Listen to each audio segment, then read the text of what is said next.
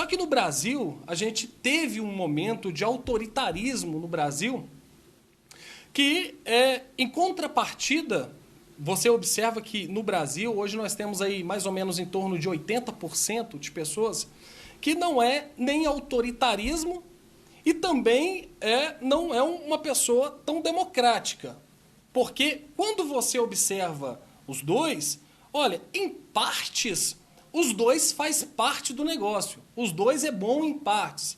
Então, a pessoa que não é nem autoritarismo e nem o democrata, ele é ambivalente. Que ele é em partes democrata e em partes ele é autoritarismo. Então, o Brasil, em 1964, ele vem no que nós chamamos de intervenção militar. As pessoas julgam muito a palavra ditadura. Se você pesquisar lá, né, você sempre vai ver lá ditadura militar, golpe militar, né? Só que o que está escrito muitas das vezes não é a realidade, né? É uma questão de necessidade observar vários fatores que levou àquela intervenção militar que muitos chamam de ditadura, ensinam isso na escola, a ditadura, ensinam que foi ali um regime muito ruim para a sociedade, né? Só que naquela época, quando as pessoas falam assim, foi um golpe militar, cara, o que é golpe militar, né? As pessoas muitas das vezes, tem muitas pessoas que falam num golpe, falam em tudo isso sem ter ali o conhecimento que seria um golpe. Então, se você for observar, o que aconteceu não foi um golpe nem uma ditadura. O que aconteceu foi a pedido do povo. Então, se você for observar... povo de bem, né? Exatamente. Se você for observar, em 1964, no dia 19 de março de 1964, existiu um protesto em São Paulo, inclusive, chamado-se de Marcha com a Família pela Liberdade. Então, o povo estava pedindo a intervenção militar. Então, os militares não tomaram o Brasil porque eles queriam tomar, porque havia um povo, havia uma sociedade nas ruas pedindo, né, que os militares viessem tomar ali o país, porque o Brasil estava indo de mal a pior. Nós estávamos aí com o governo João Goulart, que estávamos indo de mal a pior. Se a gente continuasse com a ideologia que Goulart queria implantar, que era o comunismo, né, e o socialismo, se a gente entrasse por essa direção, hoje talvez nós seríamos pior do que a Venezuela. E tem pessoas que não têm consciência disso, né? Não sei porque se ensinava isso na escola, e a gente observa muitos mais antigos, alguns, né, falando assim, houve ditadura assim e tal. É porque as pessoas, muitas das vezes, ouvem aquilo que era falado nas redes daquela época. Porque eu vejo assim, o meu pai já era nascido naquela época. Meu pai nunca falou de ditadura, que era horrível, que não sei o quê. Minha mãe também nunca, nem comentaram sobre isso, sabe? Assim. E as pessoas que têm assim um contraditório, eram as pessoas que, infelizmente, algumas delas, não são todas, mas algumas delas, não tinham informação. A informação que elas tinham era aquilo que vinha pela televisão, né? O que era mencionado, e eles ouviam e achavam que aquilo ali era certo. E muitas pessoas não entendiam o que era isso, e tem pessoas que mencionam a ditadura sem o conhecimento.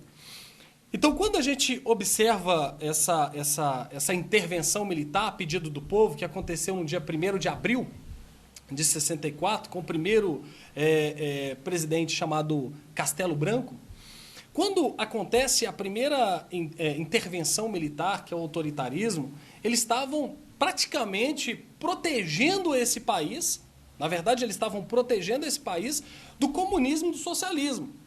Não sei se você já teve a oportunidade de sentar com alguém que defende a bandeira do comunismo, do socialismo, parece ser muito bonito, né? Eles têm ali uma didática muito bonita na teoria, mas quando você observa na prática... Por trás é cabuloso. Não é real. Portanto, que ninguém que defende a bandeira do comunismo ou do socialismo quer ir para Cuba.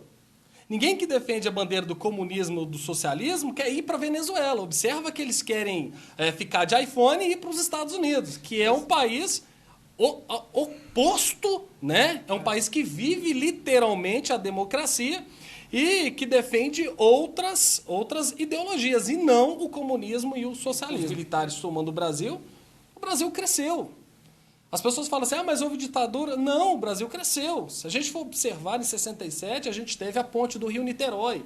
Ou seja, as maiores construções que houve no Brasil era a intervenção militar. Foi na época da intervenção militar. Depois disso, foi difícil a gente ver uma grande construção. Itaipu Binacional, que terminou em 1984. Então, os grandes empresários, as grandes empresas, que é o poder privado, eles já estavam impressionando o país. Opa, vocês precisam me dar estabilidade energética para que eu venha entrar no seu país. E qualquer governante tem por essa ciência que para se ter, né, grandes empresas no país, precisa dar essa estabilidade energética. Para isso, os militares começaram a trabalhar, fizeram a usina de Itaipu Binacional e também Angra dos Reis. Então, nós tivemos aqui uma estabilidade energética, grandes empresas vieram para o Brasil e nisso a gente começou a aumentar e melhorar, vamos dizer, o que nós chamamos ali de emprego. O nosso emprego começou a melhorar nessa época. Se você tem emprego, você tem pessoas comprando. Se você tem pessoas comprando, você tem pessoas livres. Então, quando a gente observa a diferença entre o que nós chamamos ali de autoritarismo e a diferença do que nós chamamos ali de democracia, olha, a democracia é bom, em partes. Mas observando que esse regime autoritarismo foi bom para o Brasil. E hoje nós não somos Venezuela graças a essa intervenção militar de 64 a 85. Se não houvesse esse reset no Brasil, hoje talvez seríamos muito pior do que a Venezuela, por causa da extensão, o tamanho do Brasil. Então iríamos alcançar a fome, iríamos alcançar a miséria aqui no Brasil. Então essa intervenção deu um reset no Brasil, né? Onde a gente observa grandes presidentes naquela época, Castelo Branco, Arthur Costa e Silva, logo depois teve Emílio Médici. Emílio Médici foi vamos dizer, um susto para o comunismo, né? Ele mostrou para o comunismo, né, que o Brasil ele era um país independente. É como se o pai falasse assim, opa, não toca no meu filho não, porque aqui eu tô aqui eu vou resolver o problema, não mexe com ele não. E ele disse uma frase que me chamou a atenção, Brasil, ama-o ou deixa. Hoje a gente vê pessoas que rasgam a Constituição, hoje a gente vê pessoas que rasgam, né, a nossa bandeira do Brasil, a gente vê vídeos aí das pessoas botando fogo.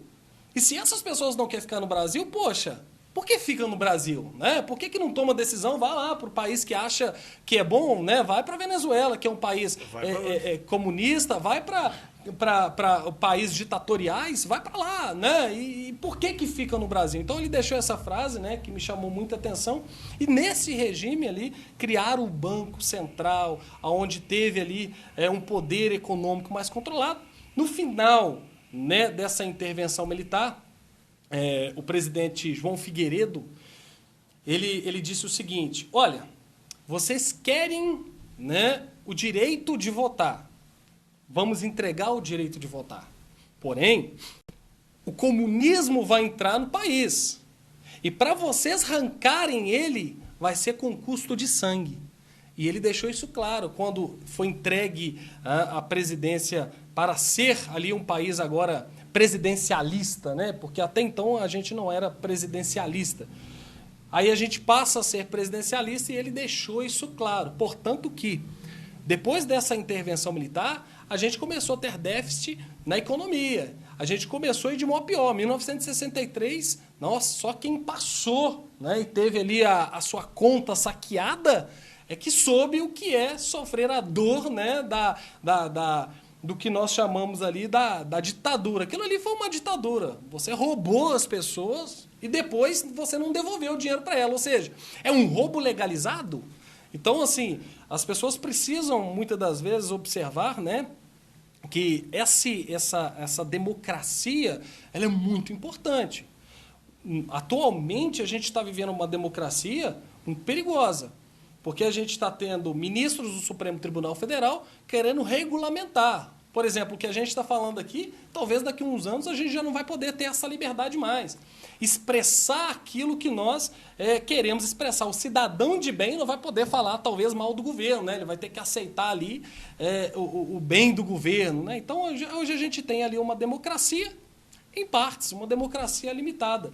Então, ou seja, hoje 80% das pessoas são ambivalentes. Não é 100% democracia deles, né? Exatamente, não 100% democracia, mas tem muitas pessoas que ainda defendem o autoritarismo, quando se conhece o autoritarismo. O autoritarismo no regime militar melhorou o país de forma absurda, né? Hoje nós tivemos ali, e até hoje nós temos aí a usina de Itaipu, que é uma das maiores do mundo, né, em geração de energia elétrica. Ou seja, se você, país, tem estabilidade energética, você tem empresas privadas. Se você tem empresas privadas, você tem emprego. Se você tem emprego, você tem uma economia estável. Então, isso é muito importante ali. Então, ou seja, o autoritarismo ele foi bom em partes. Claramente que a democracia ela é muito importante, né? Qual que é o princípio da democracia? A gente votar. Então, isso é o princípio da democracia. Então eu voto, escolho ali o meu candidato. Você falou no